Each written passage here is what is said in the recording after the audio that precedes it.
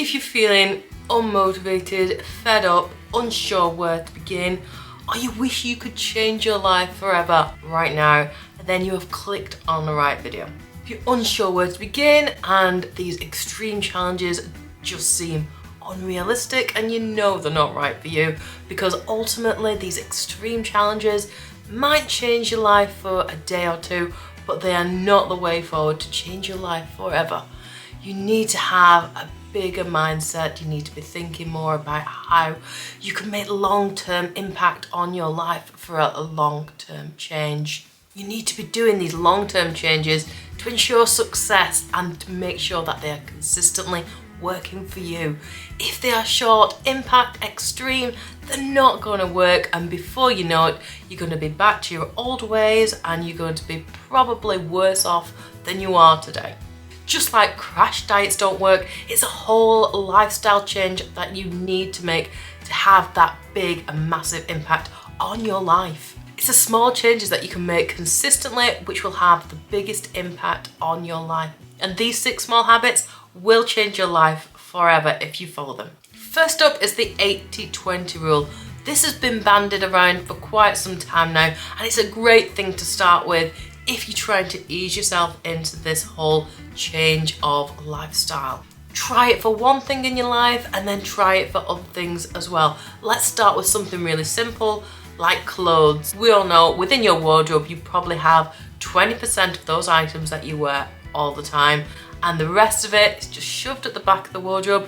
You're either hoping to go somewhere nice one day to wear it, you're hoping to fit back in it one day, whatever the reason. If it's in your wardrobe and it hasn't been worn for 6 months, 12 months, whatever length of time you want to give yourself, you need to get rid of it. If you can't quite bring yourself to give it away, sell it, whatever, bag it up, put it in the attic, in the cellar, somewhere out of the place, because actually it's just taking up space in your closet for those things that you really wear. This has got a double impact on this, because not only are you getting rid of the clutter that's filling up your wardrobe, but also ultimately every time you put on an outfit from now on, you're going to be wearing your favourite things and you are going to start to feel fantastic. You all know how great you feel whenever you put on your favourite dress, your favourite suit, whatever it is that makes you go, I feel confident in this, I feel like I can achieve this. Imagine if that's every day, because if you're getting rid of all those things that you're not so keen on and you've only got the things that you absolutely love, you're going to feel fantastic and empowered every single day. Once you've got that working for you with the wardrobe, why not start to then implement it in other things in your life? Spending time with family and friends. Why not just do those things that you really love to do all of the time, and maybe miss out those things that you're not that keen on doing, that you do just to please other people. Consider where it sits on your happiness scale. If it doesn't make you feel 8 out of 10, 80% happy, 90% happy, 100% happy, don't do it. Anything less than that doesn't deserve your attention. And if you start to make room for all those things that do make you feel fantastic, you're going to start to feel fantastic all the time, and your time isn't absorbed with all those other things that only make you feel so. It means you've got more time to do those amazing things. How frustrating is it when you've already committed to something else that you know that you don't really want to do, but something even better comes along and you feel like you have to be obliged to sit with the thing that only makes you feel so, rather than just going all in. If you take those conscious efforts and those conscious no's and yeses, you'll start to have a massive impact on your own life. If it's not something you completely love, start saying no to it. In terms of clothes, I very rarely buy clothes, but when I do buy something, I try and buy something that's of high quality and that I absolutely love. And in that way, I'm saving money, but I'm still getting some fantastic clothes, which I know are going to last me. I'm spending more, but I'm spending less often because I don't need to, rather than buying cheap, poorly made items time and time again. Save yourself the money, buy something once that is fantastic, and you'll start to feel amazing. I save money, I save myself from being disappointed, and I save myself time because I'm not going out just mindlessly buying things all the time, and I feel better about myself so much more of the time too. Number 2 is be prepared for the week ahead in terms of food. Do your food prep for the week. Spend a couple of hours on a Sunday getting your food ready for all week. You're going to feel so much better about yourself. You're going to be more prepared, more organised. You know you're going to be eating great all week. So it frees up loads of time in the week. You're not having to worry about it. You don't have to think far ahead. Plan the menu. If you've got people within your family, kids in your family, get them to join in, sit them down, ask them what they want to eat for the week, and then they're not going to be pestering for snacks and things and they wanting to know what's for tea and what's going on for the rest of the week. And we can do this for our lunch as well if you work out of office or you work in a school, wherever you work. And even if you do work at home, get your food items ready for the lunches for the week. Pre-make those sandwiches. You can make sandwiches 3 days ahead of time and they're already there.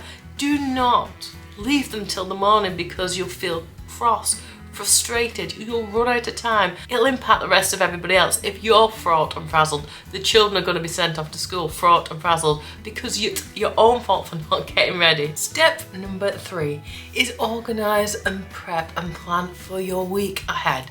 Sit down at the start of the month and then again at the start of each week and look ahead at what's coming. If you know what's coming up, there's no surprises. You're not going to forget appointments. Spend 5 minutes going over your week. Plan where you need to have cash ready for. Plan where you need to be at a certain time. Make sure everybody knows where they're supposed to be and when they're supposed to be there. By getting organised and refreshing your memory and knowing exactly where you're supposed to be at what time, there's no rushing. There's none of that stress feeling where you completely forgot to do something. If you've got the facilities, take time to put those reminders into your phone so you get a little reminder each day. If something's changed, remove it from the calendar. Don't have that blocking up your space so you know you're available for that time should something else come up. If you need extra help, now's the time to reach out and ask for it. If you need help with childcare, if you've double booked a meeting, something like that, you're not going to come a cropper if you just take 5 minutes out of your week, each week, sit down and carefully look ahead. It also sort of ties in with that food prep ahead. If you know you've got a super busy day on one of the days, you've already prepped your meal ahead, or if you know you're only going to have a short window of time to grab a meal, then if you've been able to sit down and do that organising, you can tie that up with your food weekly plan. You're suitably fueled, you're suitably good to go, and you're going to be in a great mindset for the rest of the week. Number 4, if you do steps 2 and 3, then step 4 is going to become super easy for you, and that is to be more health conscious. As I get a little bit older, I'm more aware of how the things I do in my day-to-day life are impacting my health. If I eat a certain thing, then I might know that if I've had white bread, I'm going to feel bloated or tired later on, or find myself lacking in energy too early if I've not got the right nutrients. By prepping and planning and doing all those things in stages 2 and 3, it's going to help me with stage 4. Start to keep a diary of those times when you are feeling sluggish or you're feeling more or less energetic. The things that you've eaten will become more obvious, especially if you've done those plannings ahead, and then you can start to tweak your diet to help you stay more focused in work, help you to feel better, and help you to live a more fulfilled life in a really good capacity. Number 5, start to say no. I know I touched on this in step 1, but for me, I'm such a people pleaser. I love to make sure everyone's happy. I'll go out of my way to do things that half the time people don't even realise I've gone out of my way for. And at the end of the day, it might not even be something that I really want to do. And also what I find myself doing is then having to turn down the things that I really want to say yes to because I haven't said no to the things that I don't want to do. By saying no more often, then we're making more space in our schedule for those times that we do enjoy and the things that we do want to say yes to. Kind of hitting that 80 and 20 rule again. If you're saying yes at only the things that you want to do, then you're going to feel much more happier. Sometimes, I get it, there might be times where you have to say yes even though you want to say no, but as long as we're keeping those to an absolute minimum 20% of the time rather than 80 or 100% of the time, you're still going to find that you're getting a shift in your own lifestyle and you find yourself feeling so much happier. Number 6 is something that I've started implementing in my life, and now that I've got back a little bit more control with all my planning and organising, and that is never going to bed with an untidy house downstairs. I used to be a nightmare for getting to the end of the night and running out of energy, feeling tired, feeling like I just want to crawl in bed.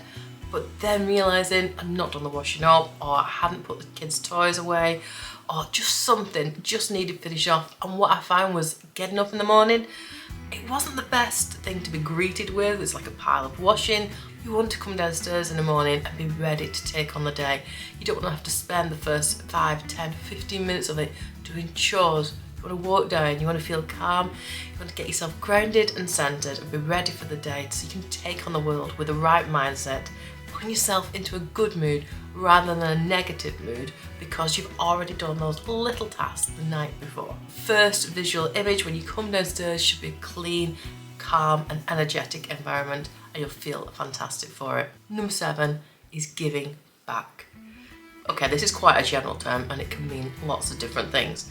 So in this respect, that can be down to you and your circumstances and whatever fits in your situation, your life. You can give back financially if you're able to, or what about just giving back a little bit of your time? Give back a little bit of your patience. Even just a little bit of kindness here and there can actually have a double impact. By being kind, by giving back something that you can, even if it's just a few pence or a few minutes of your time, not only are you having a positive impact on somebody else's life, but you are also going to feel amazing for it as well. Making other people happy releases happy hormones. It releases endorphins because you're getting the thrill of knowing that you've helped somebody else. Just like you, it takes seconds to smile to somebody or wish somebody a great day. If you give back, then you're going to have such a great day. You don't know what influence or impact that could have on somebody else's day. Just a kind word, a kind thought, just a kind gesture, but one moment of your time could have such a massive impact on somebody else's life. It doesn't have to cost anything. You'll find that your life is so much more enriched whenever you do. Hope you find these small habits quite useful. Let me know if you try any of them in the comment section below. I'd love it if you would give back a little bit to this channel just by hitting subscribe. Hit the like icon if you do, because it has such a massive impact on this video and it makes me super happy. Not only is it free, it just literally makes my day. Have yourself an amazing day and I'll see you really, really soon. Bye.